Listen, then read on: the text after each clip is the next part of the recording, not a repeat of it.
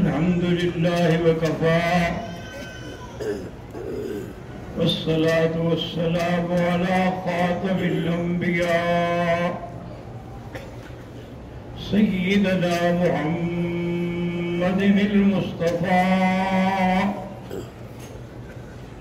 وعلى آله المجتبى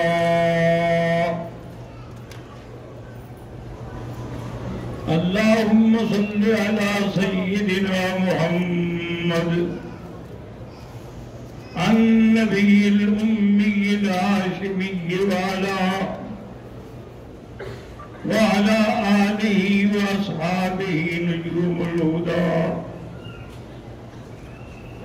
أما بعد فقد قال الله تبارك وتعالى في القرآن المجيد والفرقان الحميد: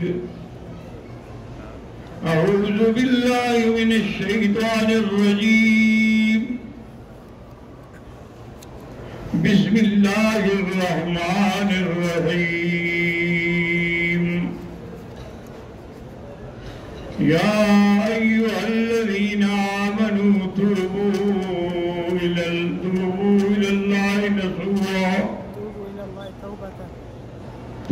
نصوحا عسى أن يكفر عنكم سيئاتكم ويدخلكم جنات تجري من تحتها الأنهار. قال النبي صلى الله عليه وسلم: يقبل الله توبة العبد ما لم يغرر، أو كما قال النبي صلى الله عليه وسلم: صدق الله العلي العظيم وصدق رسوله النبي الكريم، ونحن على ذلك لمن الشاهدين ومن الشاكرين،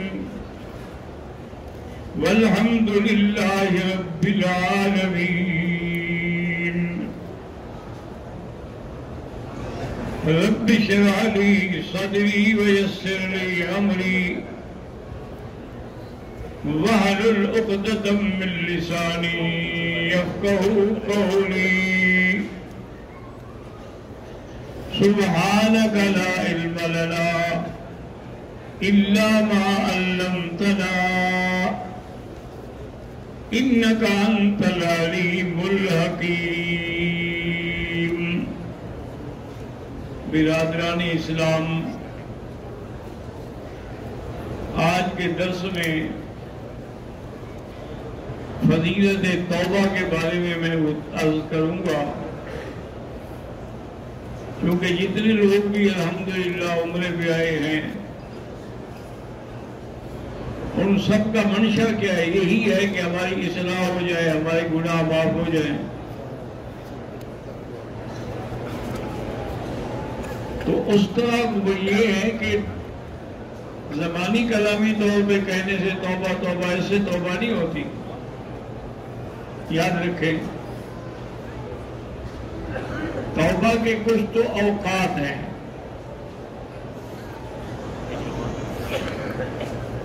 اگر ان اوقات کے مطابق توبہ کریں گے،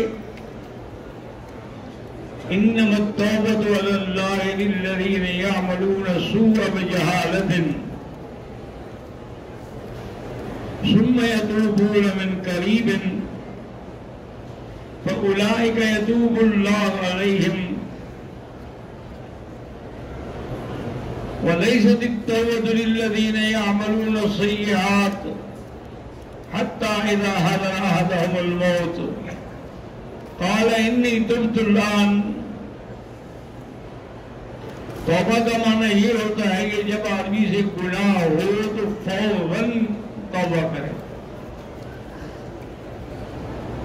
یہ نہیں ہے کہ جب ساری زندگی کھاتا پیتا رہے اور جب مرنے کا وقت ہے کہ میں اب توبہ کرتا ہوں، وہ توبہ قبول نہیں ہوتی.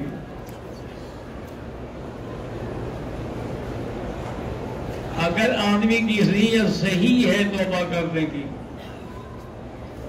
تو اس کے لیے کچھ شروط ہے، ارکان ہیں. اب دیکھیں نا، جیسے آپ نماز پڑھتے ہیں، اگر ایک رکوع ہی چھوڑ دیں تو نماز نہیں ہوگی، ایک سجود ہی چھوڑ دیں تو نماز نہیں ہوگی، ارکان پورے نہیں ہوئے۔ اسی طرح توبہ کے لیے بھی کچھ ارکان ہیں، جب تک ان پورے ارکان پر عمل نہیں ہوگا توبہ کا کوئی فائدہ نہیں۔ وہ پہلا رکن کیا ہے؟ الاعتراف بالذنب، کہ آدمی اپنے گناہ کو گناہ سمجھے۔ اگر وہ گناہ ہی نہیں سمجھتا پھر توبہ کا کیا مطلب؟ تو پہلی شرط یہ ہے کہ الاعتراف بالذنب، اور دوسری شرط کیا ہے؟ الاقلاع عن الذنب، کہ اس جگہ کو فوراً چھوڑے۔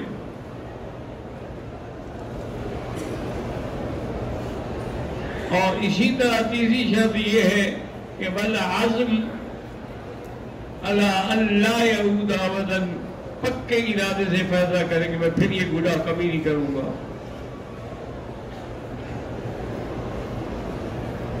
تو انسان جب توبہ کرتا ہے، اسی لیے میں نے یہ موضوع اختیار کیا ہے کہ آپ حضرات سے درخواست کروں، اور جہاں جہاں بھی میری آواز پہنچے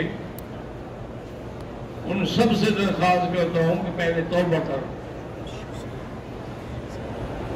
توبہ کا معنی ہوتا ہے لوٹنا، رجوع کرنا، پلٹنا۔ یہ ایسا لفظ ہے، انسان کے لیے بھی استعمال ہوتا ہے، خدا کے لیے بھی ہوتا ہے۔ جب بندہ توبہ کرے کہتے ہیں تاب العبد، اور اللہ کی طرف سے ہوتا ہے کہ تاب اللہ علیہ، اللہ پر نے اسے توبہ قبول کر لی۔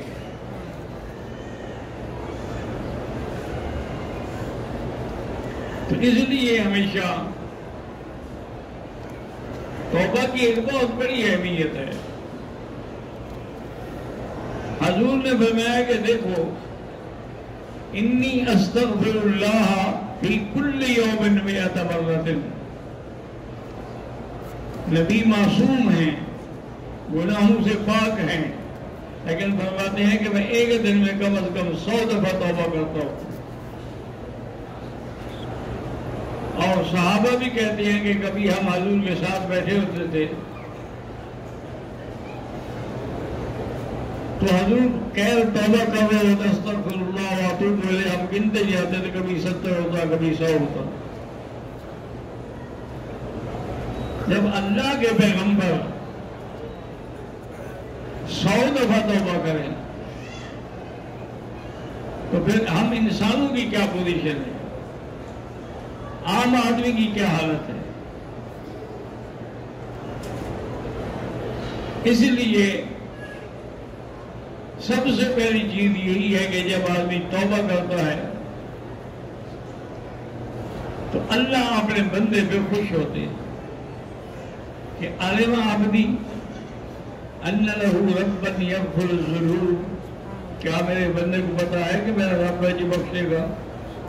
غفرت لہ، میں نے بخش دیا۔ پھر گناہ کرتا ہے پھر توبہ کرتا ہے، اللہ فرماتے ہیں عالم عبدی، میرے بندے کو پتا ہے کہ میرے گناہ بخشنے والا ہے، میں نے بخش دیا۔ حتیٰ کہ بخاری شریف کی ایک حدیث ہے کہ تیسری چوتھی دفعہ پر اللہ فرماتے ہیں کہ فَلْيَفْعَلْ مَا، جو مرضی ہے کرتے پھر وہ توبہ تمہاری قبول ہوگی۔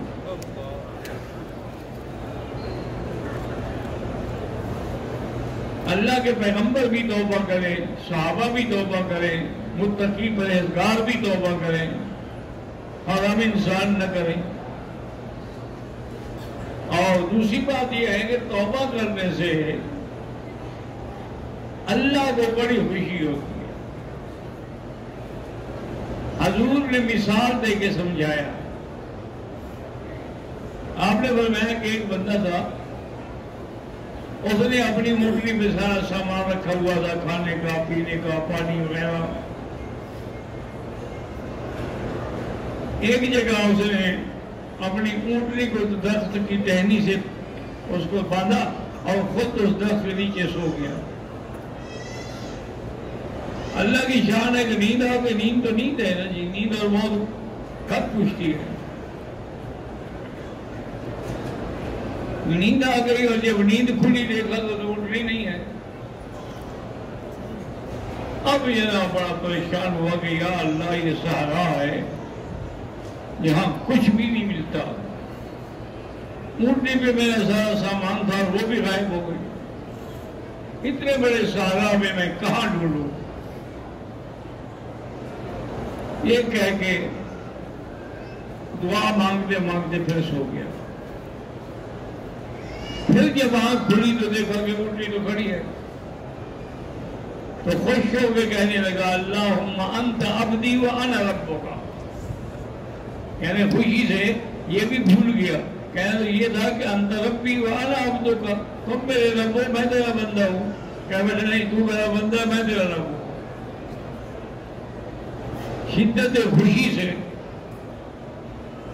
تو حضور نے فرمایا کہ اللہ کو اپنے بندے کی توبہ پہ اس سے بھی زیادہ خوشی ہوتی ہے.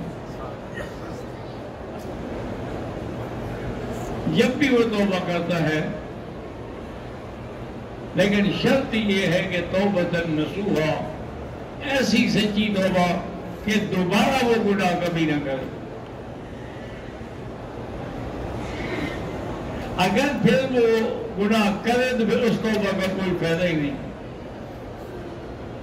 اس کا مطلب ہے کہ پھر تم اپنے اللہ سے مذاق کر رہے ہو توبہ توبہ توبہ توبہ. جب تک دل کی نیت نہ ہو اور قصد نہ ہو, ارادہ نہ ہو, اس وقت تک توبہ کہنے سے کچھ نہیں ہوتا.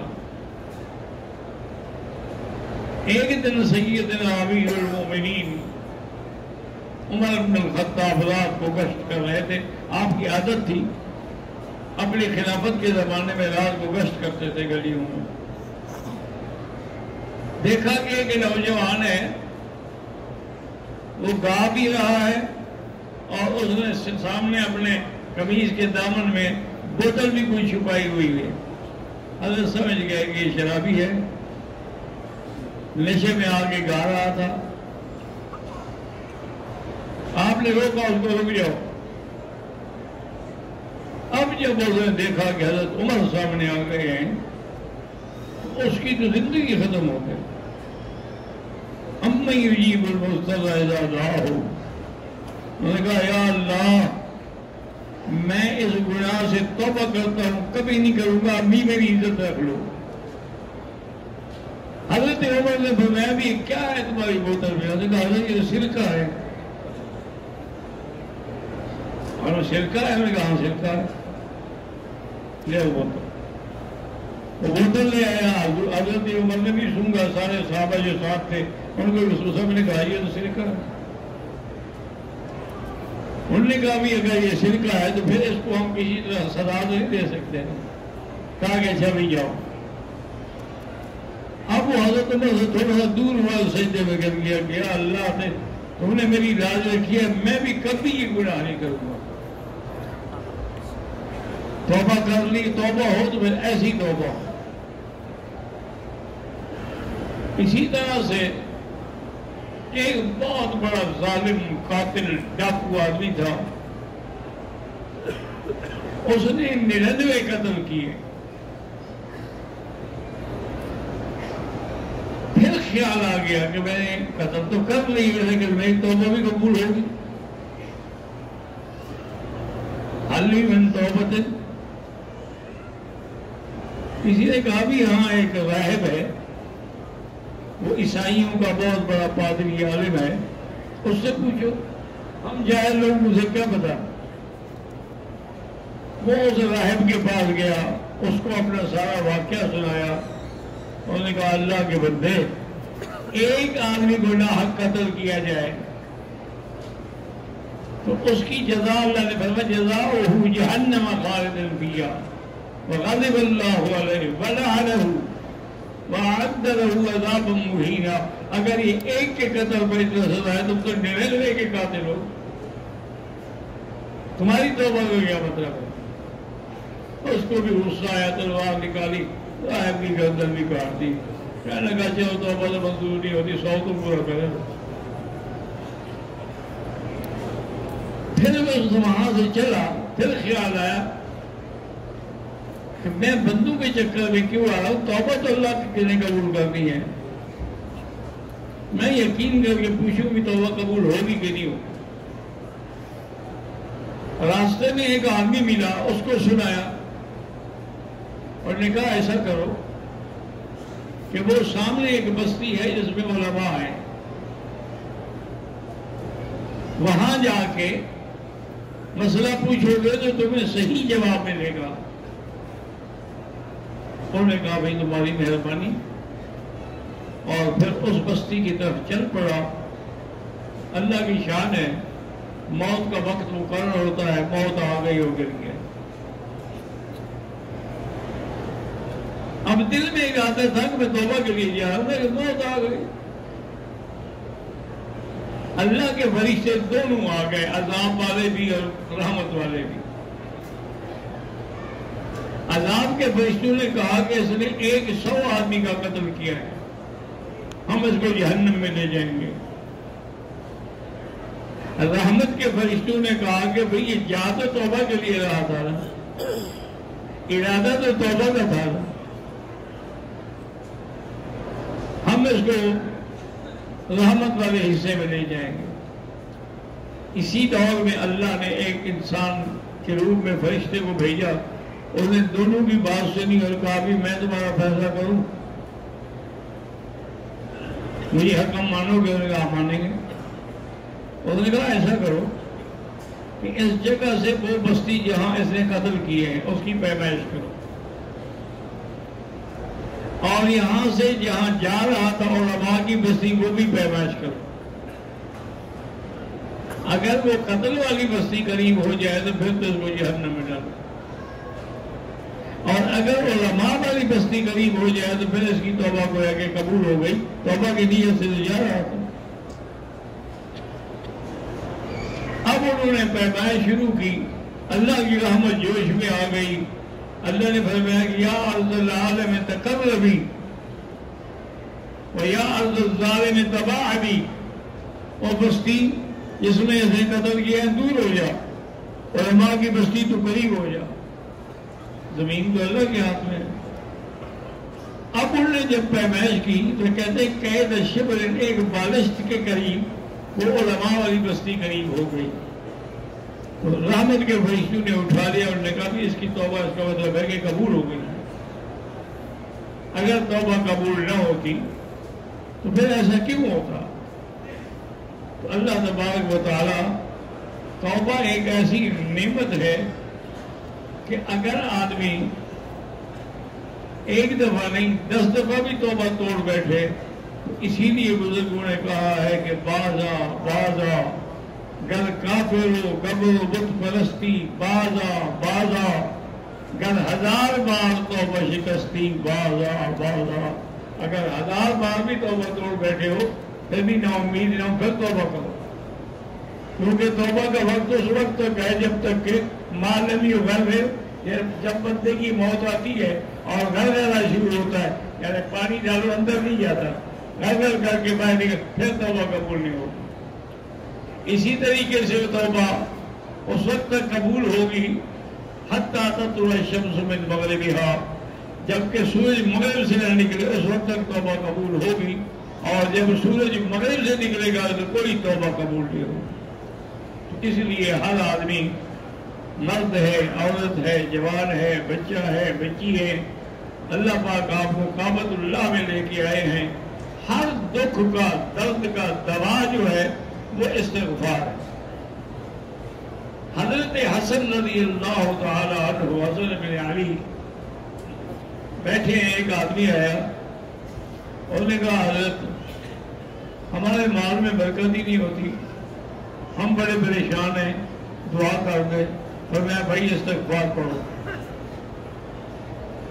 اس کے بعد ایک اور آیا، اس نے کہا حضرت ہمارے خاندان میں اولاد کسی کی نہیں، ہم سب اولاد کے لیے تڑپ رہے ہیں، اور میں استغفار پڑھا کروں. وہ بھی چلا گیا. ایک اور آدمی آیا اور نے کہا حضرت ہمارے علاقے میں تو پانی نہیں ہے، بارشیں نہیں ہو رہی، نہریں بند ہیں، ہمارے تو فصلات سوکھ رہے ہیں، اور میں استغفار پڑھوں. جب وہ چلے گئے تو ساتھیوں نے کہا کہ حضرت ہر بیماری کا ایک ہی علاج آپ نے بتا دیا. اور میں نے تو نہیں بتایا، یہ تو اللہ کے قرآن کا فیصلہ ہے کہ وَيُمْدِدْكُمْ بِأَمْوَالٍ وَبَنِينَ وَيَجْعَلْ لَكُمْ جَنَّاتٍ وَأَنْهَارًا. وہ اللہ تمہارے مال میں بھی، اولاد میں بھی، باغات میں بھی، پانی میں بھی، ہر چیز میں برکت دیں گے استغفار. تو اس لیے میں بھی اپنے دوستوں سے عرض کرتا ہوں کہ جتنے دن اللہ نے آپ کو حرم میں رکھا ہے یا مدینہ پاک میں رکھا ہے، بالکل کسی تنہائی کے وقت میں پوری توجہ کے ساتھ اللہ کے دروازے پہ بیٹھ کے توبہ کریں. کم از کم 2000 دفعہ توبہ پڑھیں اور اس کے بعد جو دعا مانگنی ہے مانگیں. دیکھیں انشاءاللہ فوراً قبول ہو جائے گی. اللہ ہم سب کی دعائیں قبول فرمائے اور اللہ ہم سب کے اعمال صحیح کرتے ہیں.